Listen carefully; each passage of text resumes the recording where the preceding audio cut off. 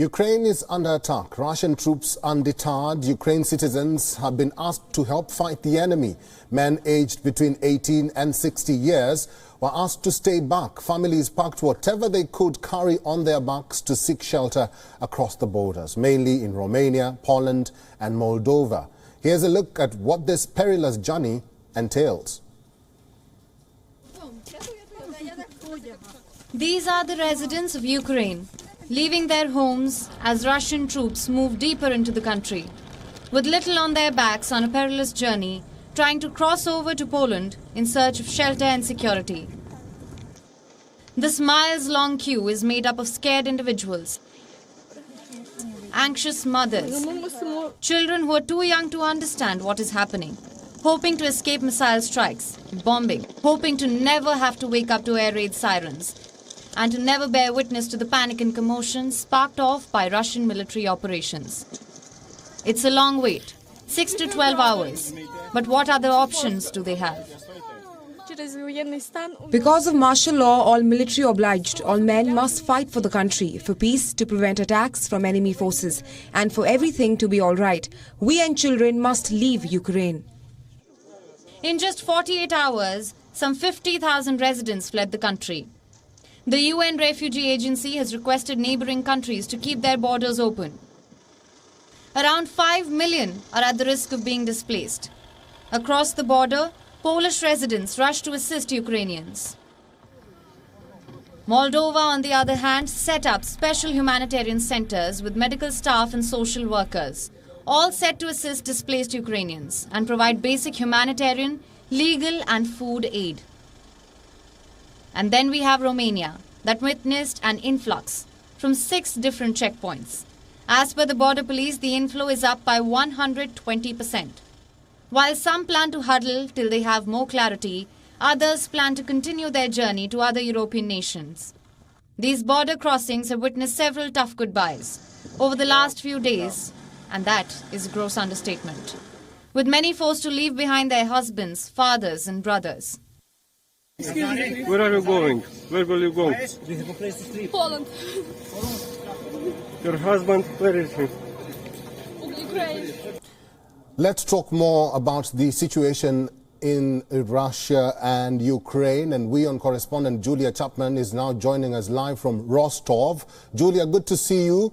The self-proclaimed republics announced evacuation of civilians to Russia. Maybe you can start by giving us a glimpse of the refugee influx at the Rostov border. How are the border guards at the checkpoints treating the evacuees?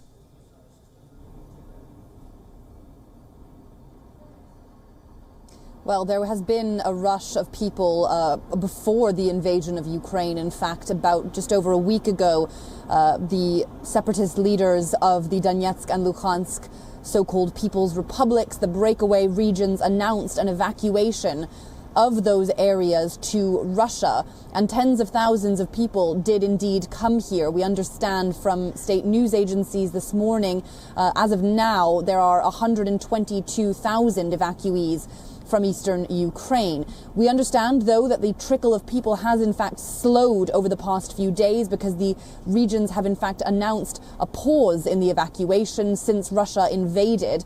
Now they believe they have the protection of the Russian army and are deeming it less urgent to evacuate those areas. But there are still people coming. Around 4,000 people arrived here in the Rostov region in the last day, and they are still being given accommodation, shelter, food, SIM cards, and about 10,000 Russian rubles, approximately $130 per person. But many of them are being moved pretty quickly from the Rostov region to other parts of Russia. Many other areas have offered to take in evacuees from this part of Ukraine. Well, Julia, Rostov has provided refuge over time for some pro-Russian Ukrainians. The area has been used as a route for military hardware and many personnel moving in the direction of Ukraine. We know Donbass is at least 95 kilometers away from Rostov. Why is this region so critical, both for Russia and Ukraine, Julia?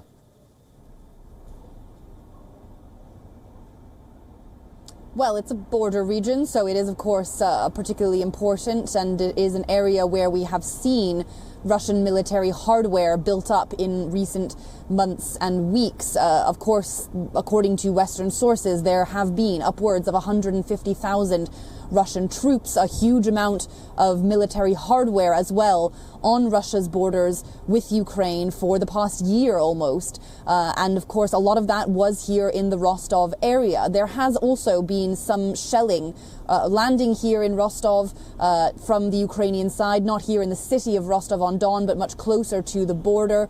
None have hit residential areas, but some shelling, according to the governor of the Belgorod region, north of where I am now, did hit 7 homes on Friday. 3 people were injured, but no fatalities were recorded. So sporadically, there are reports of some artillery reaching Russia's territory, but for the most part, the fighting remains very much restricted to the other side of the border. Ukrainians, civilians and also politicians are taking up arms to protect their country. Does this worry the Kremlin?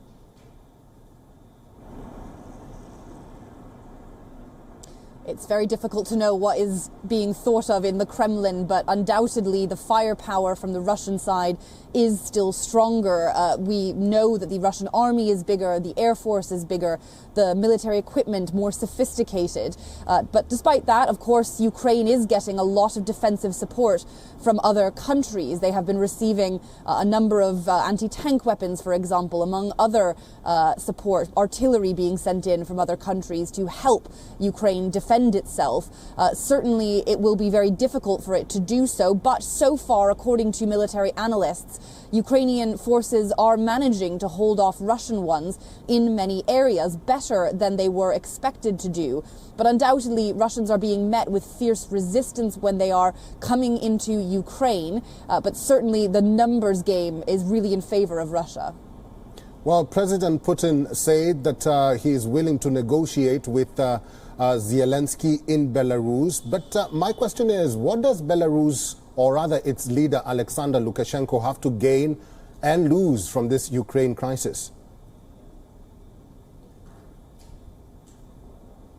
Well, he certainly has a lot to lose in terms of international credibility. He has already been met with some of the same sanctions that Russia is getting because of his role in supporting Russia through this endeavor. Of course, a lot of Russian troops came into Ukraine from Belarus, not from Russia. They had been there for military exercises in recent weeks, and they did not leave when those were over. So there's been a huge amount of condemnation for Alexander Lukashenko himself. He seems to be able to think that he has the upper hand by siding with Russia. He believes that that is an alliance very important to him, and indeed it is. He has been propped up by the Russian government over the last few years of dissent in his own country. Arguably, he is only in power today because of help from the Kremlin. So certainly he is in a difficult position when it comes to Russia versus the West, and undoubtedly this is now a step beyond what he had been subject to before, but he is certainly coming under a lot of criticism for how much he is helping Russian forces invade Ukraine. Finally, Julia, what will be the strategic impact politically if Russia successfully seizes Kyiv? It would be extraordinary if it was able to fully take control of the Ukrainian capital. But Russia, of course, is already quickly becoming a pariah state just for the actions that we have seen in the last 4 days. If it tries to take control of the capital, ousts the government there, if there is any danger to Volodymyr Zelinsky, the current president, it will be very difficult for Russia to maintain its position on the world stage. We are seeing a huge raft of sanctions, some of them directly aimed at Foreign Minister Sergei Lavrov and Russian President Vladimir Putin. It will possibly make it harder for them to go to international events, engage in international diplomacy. Their role will become severely diminished. That is the aim of the West, to make this as unappealing as possible in order to try to prevent a full takeover of Ukraine. But President Vladimir Putin seems very determined to push ahead at all costs, and undoubtedly that is going to leave his position and that of Russia more widely very fragile if he is to succeed. Live from Rostov, thank you very much, Julia Chapman, for your insights and for talking to us today.